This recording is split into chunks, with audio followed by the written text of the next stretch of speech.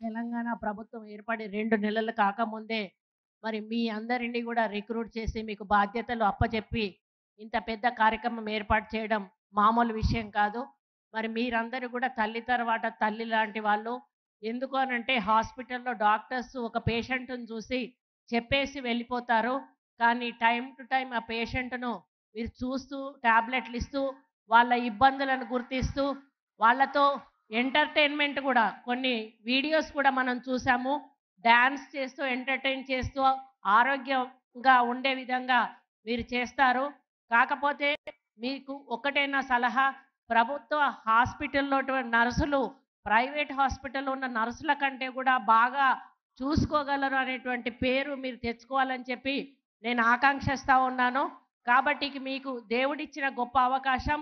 ఈరోజు తెలంగాణ రాష్ట్ర ప్రభుత్వం తరఫున రేవంత్ రెడ్డి గారు, దామోదర్ రాజనరసింహ గారు ఇచ్చినటువంటి గొప్ప అవకాశాన్ని మీరు వినియోగించుకొని మీ విధులు బాగా నిర్వహించి మంచి పేరు తెచ్చుకోవాలని కోరుకుంటూ మళ్ళీ ఒకసారి మీ అందరికీ శుభాకాంక్షలు తెలియజేసుకుంటూ సెలవు తీసుకుంటా ఉన్నాను.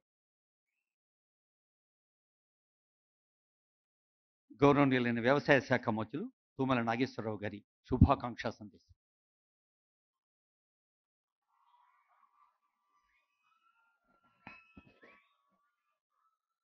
గౌరవనీయులు రాష్ట్ర ముఖ్యమంత్రి వర్యులు రేవంత్ రెడ్డి గారు, ఆరోగ్య శాఖ మంత్రులు రాజనరసింహ గారు, ప్రియమైన సహచర మంత్రివర్యులు, అధికారులు, ఈరోజు రాష్ట్ర చరిత్రలో ఒక చారిత్రక ఘట్టానికి తెరలేపుతున్నటువంటి తెలంగాణ ప్రభుత్వంలో సుమారు 7,000 మందికి నియామక ఉత్తర్వులు ఇచ్చేటటువంటి ఒక సంఘటన ఈనాడు లాల్ బహదూర్ స్టేడియంలో రేవంత్ రెడ్డి గారి చేతుల మీదుగా దామోదర్ రాజనరసింహ గారి ఆధ్వర్యంలో జరుగుతోవటం, కొత్త ప్రభుత్వంలో కాంగ్రెస్ ప్రభుత్వంలో వైద్య శాఖకి సంబంధించినటువంటి ఈ మహత్తర ఘట్టం చరిత్రలో నిలిచిపోబోతా ఉంది. మీ ఆశీర్వాదంతో, ప్రజల ఆశీర్వాదంతో వచ్చినటువంటి కాంగ్రెస్ ప్రభుత్వం ప్రజా క్షేమం పట్ల, ప్రజా సంక్షేమం పట్ల, మహిళల పట్ల చూపుతున్నటువంటి ఈ యొక్క చారిత్రక ఘటన, మొన్న 6 గ్యారెంటీ పథకాల్లో మహిళలకి ఉచిత బస్ సర్వీస్ కల్పించి ఇప్పటికే కోట్లాది మంది మహిళలు లబ్ధి పొందుతున్నటువంటి శుభ సందర్భం. ఈరోజు 7,000 మందికి ఈ యొక్క తెలంగాణ బిడ్డలకి ఇచ్చేటటువంటి ఈ సాధికారత ఉత్సవం. ఇందాకనే దక్షిణామూర్తి గారు చెప్పారు, మీకు సంవత్సరానికి 6 లక్షల రూపాయలు ప్రభుత్వ పరంగా రెమ్యూనరేషన్ వస్తుంది అంటే దగ్గరికి ఐఏఎస్ చేసిన వాళ్ళ ఉద్యోగాల కంటే సగం మీదే బాధ్యత అని చెప్పి కూడా మీకు ఈ సందర్భంగా మనం చేస్తున్నాం. కాబట్టి మీ బాధ్యతను గుర్తించి ప్రభుత్వం ఇచ్చేటటువంటి ఈ సత్సంప్రదాయాన్ని, ఈ బాధ్యతని సక్రమంగా నిర్వర్తించి మీ జీవితాల్లో వెలుగులు నింపుకోవండి అని చెప్పి మీ అందరికీ శుభాకాంక్షలు తెలియజేస్తూ సెలవు. జై. ధన్యవాదాలు సార్. నా request Honorable Minister for Roads, Buildings and Cinematography, Komatreddy Venkatereddy garu for his greetings message.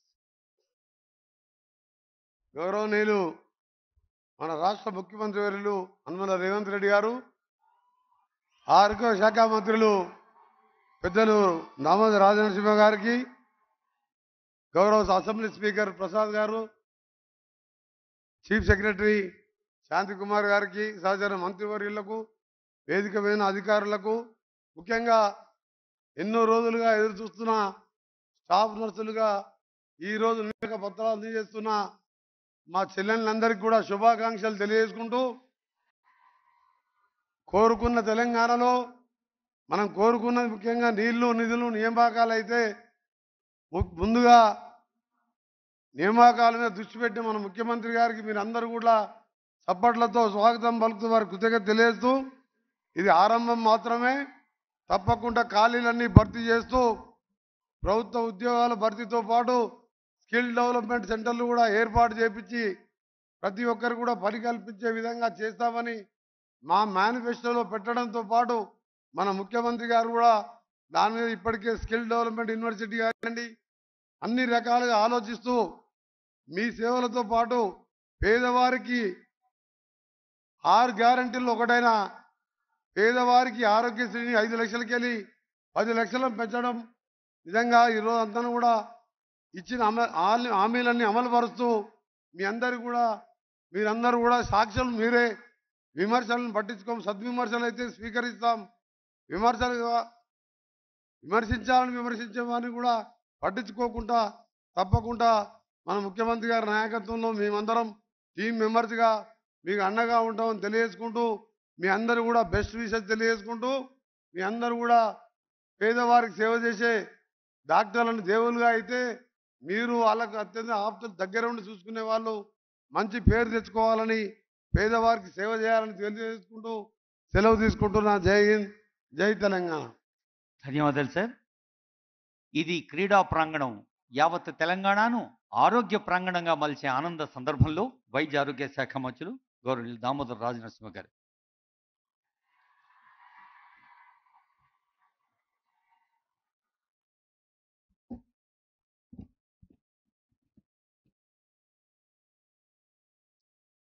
Telangana రాష్ట్ర ముఖ్యమంత్రి మనందరి ప్రియతమ నాయకుడు రేవంత్ రెడ్డి గారు,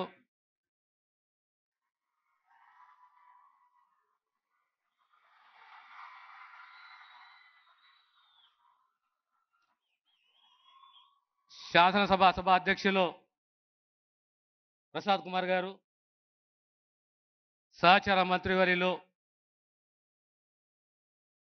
వెంకటరెడ్డి గారు, పెద్దలు నాగేశ్వరరావు గారు,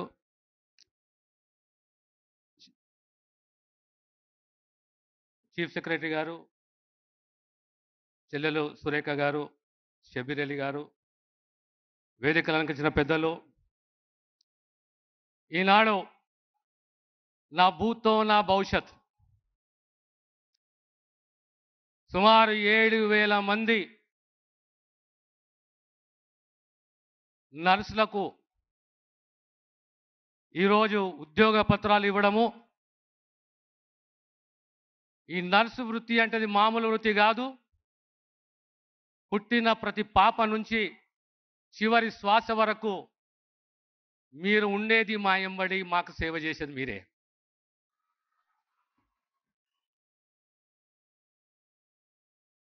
నర్సింగ్ అంటే టు టేక్ కేర్ ఆఫ్, అంత గొప్ప వృత్తి. తెలంగాణ రాష్ట్రంలో సుమారు ప్రతి ఏటా 20,000 మంది ఈ విద్యను అభ్యసిస్తున్నారు. ఈనాడు సమాజానికి విద్య, వైద్యము, సంక్షేమం అనేది చాలా ముఖ్యము. పేదవానికి కావలసింది సంక్షేమము, విద్య, వైద్యము. ఆ దిశగా ఈరోజు కాంగ్రెస్ ప్రభుత్వం రేవంత్ రెడ్డి గారి నాయకత్వంలో ముందుకు పోతున్నాం.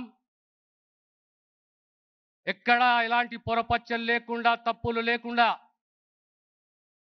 గతంలో ఏ రకంగా అయితే లేదా పేపరు లీకులు, కోర్టు కేసులు అని ఏవి లేకుండా మీరు అడిగిన